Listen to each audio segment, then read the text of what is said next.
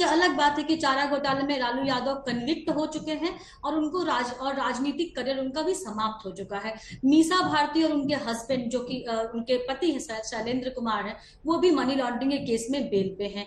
और यहाँ पे जो मुद्दों से भटकाने की बात हो रही थी, मॉल की बात करके वगैरह वगैरह, तो ये बात आप साफ करना जरूरी है आपके व्यूअर्स के लिए भी कि ये मामला मॉल का है ही नहीं। ये मामला है नौकरी के एवज में जमीनों का लेन देन का, जिसको कौड़ियों के अरे मॉल को लेकर वो पूछ तो रहे थे 2017 में। तेजस्वी यादव ने सदन में कहा कि जब मेरी मूंछ भी नहीं थी तब जांच करवाने के लिए भेज दी गई थी टीम।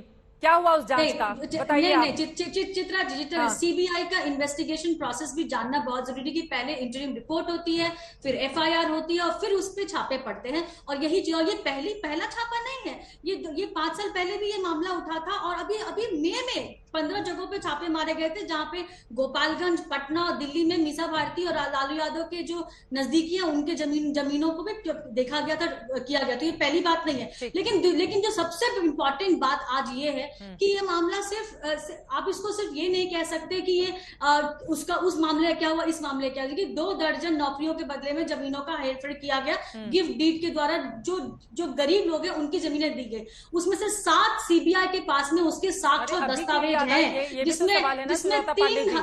एक तरफ सदन के भीतर जब नीतीश कुमार बहुमत साबित करने की परीक्षा देने जा रहे हैं, सुबह से ही कार्रवाई शुरू हो जाती है, तो टाइमिंग को लेकर भी तो पूछा जाएगा ना कि यही समय नजर आता है। पर क्या सीबीआई इतने दिनों तक क्या कर रही थी सरकार? नहीं, पर क्या आप सीबीआई, तेजस्वी यादव और हर राज्य की सरकार और सारे भ्रष्ट जिन पे भी भ्रष्टाचार के आरोप लगे हैं उनकी परमिशन लेके अपना कार्रवाई करेगी? चित्रा जी, इस देश में हर 3 महीने पे कहीं चुनाव होते हैं, कहीं मतदान होता है, कहीं अपना उनका कॉन्फिडेंस मोशन वो लेके आते हैं। पर इसका मतलब क्या है कि सीबीआई ईडीआई उनके कैलेंडर से मैच करके अपना करेगी।